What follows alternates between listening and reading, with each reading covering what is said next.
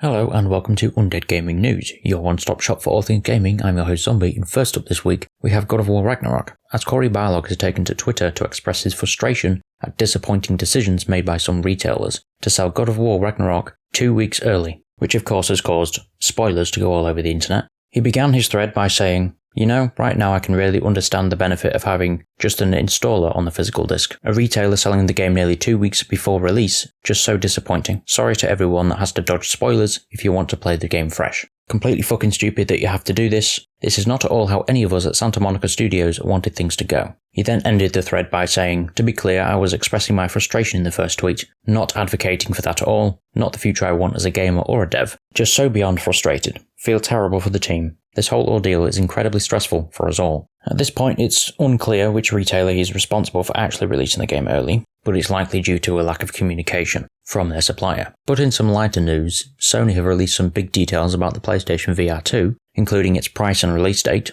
It will be arriving on February the 22nd, 2023, and it will cost about $550, or £530, 600 euros, or 75,000 yen, depending on where you're from, of course. Each box will include the PSVR 2 headset, the PSVR 2 Sense controllers, and stereo headphones. It can also be bundled with Horizon Call of the Mountain. A PlayStation VR 2 Sense controller's charging station is also available to buy separately if you wish. It's of course not imperative that you have that. It's much more like the charging station for the PS5 DualSense controllers. It's more for convenience and aesthetic rather than a necessity. But if you're interested, it will cost an extra $50, or €50, £40, or 5,480 yen, depending on your region. Pre-orders for the PSVR 2 will go live on November the 15th, and Sony did also announce the launch lineup of games. In addition to Horizon Call of the Mountain, some of them are new titles, and some of them are ports of titles that were previously released on the original PlayStation VR. The lineup is as follows: Horizon Call of the Mountain, the Dark Pictures Switchback VR, Crossfire Sierra Squad, The Light Brigade, Cities VR, Cosmonius High, Hello Neighbor Search and Rescue, Jurassic World Aftermath Collection, Pistol Whip VR, Zenith The Last City, After the Fall, and finally, Tentacular. It's also important to remember that PSVR titles from the original PSVR will not work on the PSVR 2. Only ported versions of those games that have been reworked to function on the PSVR 2 will actually work. It's not clear which games will actually be ported, aside from the ones that are part of the lineup, obviously. But any port that is made will be given to you for free if you own the original version, as Sony has mandated a free upgrade path for those titles, which is good to see considering their decision making when it came to the upgrade path for the PS5 games. But speaking of PS5 games, an upcoming game that was expected to launch on the PlayStation 5 on November the 8th has now been delayed. That game is of course Football Manager 2023. The reason for this last-minute delay is apparently due to unforeseen complications that arose with the game's approval process. In Sega's statement announcing the delay, they said, "We're devastated by this outcome, which we have worked tirelessly with our partners for a number of weeks to try to address. It was especially difficult to make the decision to delay, as it involves holding back a great game, which a number of talented people within Sports Interactive have worked tremendously hard on for quite some time. We will continue to do everything in our power to get this game into the hands of PS5 gamers as soon as we can." Unfortunately, there's been no replacement date, so it's currently unclear when it will actually release, and I expect that we won't know that date until they have actually resolved whatever the issue is. In other news though, we have Overwatch 2, as it's back with yet another issue. Previously, Bastion and Torbjorn were temporarily removed from the game due to bugs with their abilities, and have since been fixed and returned to the roster. However, they've now had to pull yet another character from the game for repairs. This time it's Mei, as there's a bug with her Ice Wall ability that allows heroes to reach unintended locations, and they've said that they aim to bring her back in the game alongside their next patch on November the 15th. Also in the news is Netflix, as they've acquired yet another game development team for their foray into gaming. Previously they acquired Boss Fight Entertainment, who made the mobile game Dungeon Boss. They also acquired Night School, who are known for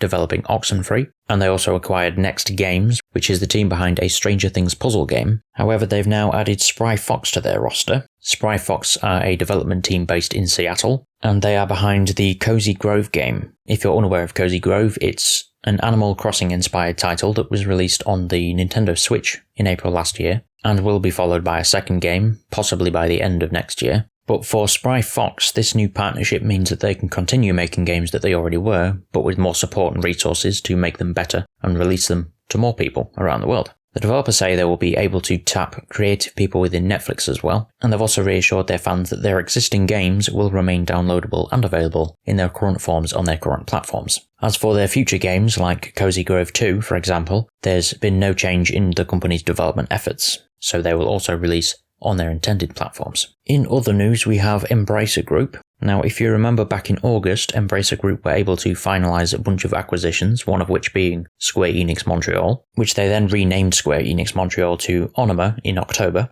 and Embracer Group have now announced that they're going to be shutting down Onoma. The closure will reportedly affect about 200 employees. Some of the employees were reportedly offered roles at its sister company, Eidos Montreal, which Embracer Group also bought from Square Enix. Embracer Group reportedly decided to close down Onoma to scale back the scope and cost of making games. It of course comes as no surprise that it's just a decision fueled by saving as much money as they can, as it's common practice at this point. But speaking of saving money, EA have had to dispel a rumour claiming that they're going to stop selling physical copies of games in certain countries. The news, which first surfaced on a German website, was picked up by major gaming websites, all claiming that EA is going to stop selling physical copies of their games in Germany, Austria and Switzerland. This of course is simply not true, and EA were quick to make their statement on the situation where they said, "We have not stopped physical distribution of our games in Germany, Austria or Switzerland, and players will continue to be able to buy our games from retailers across the region. Recent reports stating otherwise are an inaccurate reflection of disclosures made in our EA Germany's statutory financial statements." The misunderstanding, of course, stems from EA reconstructing their branch in Germany, presumably to save on spending costs. However, the main takeaway from this is that nothing is going to change in terms of availability of physical copies of EA games. But with it being that time of year of quarterly financial reports, companies have begun revealing their quarterly earnings, one of which is Capcom. Now, back in October of 2021, Capcom said that they wanted to make PC their primary platform in the future, a strategy which included having 50% of their sales on PC by 2022 or 2023. Well, their most recent financial report shows that they've pretty much managed to achieve that goal. As they've stated, they currently have approximately 50% of PC sales to total unit sales, and it's still growing. Capcom also revealed in their report that their sales and profit in the first half of the fiscal year saw a comparative downturn because they didn't have a major new release to compete with Resident Evil Village, but at the same time, their first half showed steady progress to the full year plan, and Capcom actually increased its full year sales volume guidance due to a growth in catalogue game sales. In other words, they're selling more copies of older games. Another company that we have some financial insight into is Remedy Entertainment. As part of their fiscal earnings call, they provided an update on both of their upcoming Control games. The project that's likely further along is the one that's codenamed Condor. This has already been announced to be a 4-player cooperative spin-off set in the Control universe. The game is still set in the proof of concept stage, but Remedy Entertainment said, "We are giving the team time to work on a multitude of important game design elements and finalise the key pillars before moving the project to the development phase." That's not all though, as Remedy Entertainment have also given an update on their project codenamed Heron, which is a direct sequel to Control. The developer said that the project is still in the concept stage, but added, "Based on the well-progressing early development, the team's size has gradually increased." They also added that the project has a bigger budget, which is expected considering it's a full-blown sequel. We also have Sega's integrated financial report as well, which reveals that the Persona series has sold 15.5 million units worldwide, with 46.6% of that coming from Persona 5 related titles. Sega also revealed that 77% of Persona sales were from overseas users. This figure includes Persona 5 and its expanded re-release of Persona 5 Royal, as well as the 2 spin-offs, Persona 5 Dancing in Starlight and Persona 5 Strikers. We don't have an exact breakdown of the sales per title though, but elsewhere in the report, it's also revealed that the Shin Megami Tensei series has sold approximately 19 million units during its lifetime, with Sega's Sonic the Hedgehog topping both of them by earning more than 1.5 billion units sold since 1991. To clarify that, of course, it's not just relating to Sonic's games. It also includes things like pachinko machines, amusement machines, and toys. Other IPs that were mentioned in the report include the Total War series with more than 40.4 million units, the Football Manager series with more than 25 million units, the Yakuza series with approximately 19.8 million units, and the Puyo Puyo series with approximately 37.7 million units, which I was surprised that the latter has sold more than the Yakuza series in its life, considering it's more of a niche series. But as for our final story this week, we have an update for the Microsoft Activision Blizzard acquisition. as Xbox boss Phil Spencer is optimistic that the deal will close, as in a recent interview he reaffirmed that Microsoft expects the deal to close by the end of its fiscal year, which concludes June 30th, 2023, and that was of course the original closing target at the time the buyout was announced. He said, "I'm pretty confident in the deal closing. I think regulators are asking good, honest questions about a big deal. It's definitely the biggest deal I've ever done." He later added that he's confident and excited in spite of the fact that the transaction keeps him up at night sometimes. But to give you a quick rundown of the events of the buyout so far, in case you've missed any or can't remember, back in August, Saudi Arabia became the first government body official to approve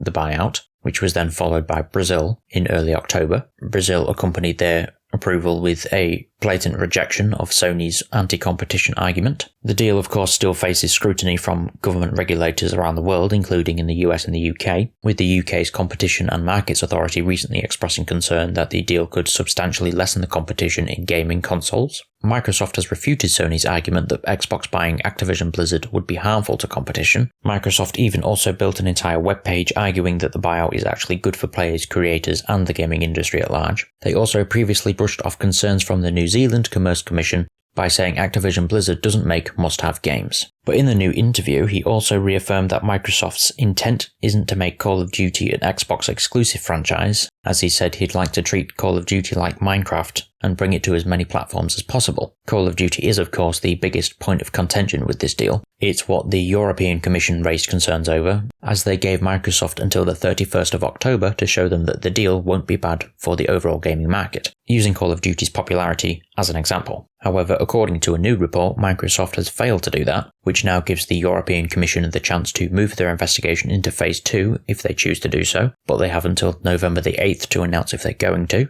However, the UK's CMA has officially already expanded their investigation into their second phase, and is in the process of inviting members of the public to share their views on the proposed deal before giving its final decision on or before March the 1st, 2023. But the US's FTC is also investigating the deal and is expected to make their ruling later this month. But no matter which way this deal goes, it should be ended by next year, whether it's completely finalised or rejected. But that's all we have time for this week. If you have any thoughts on anything discussed this week, please leave it in the comments section below as always, and I'll see you next week. Goodbye.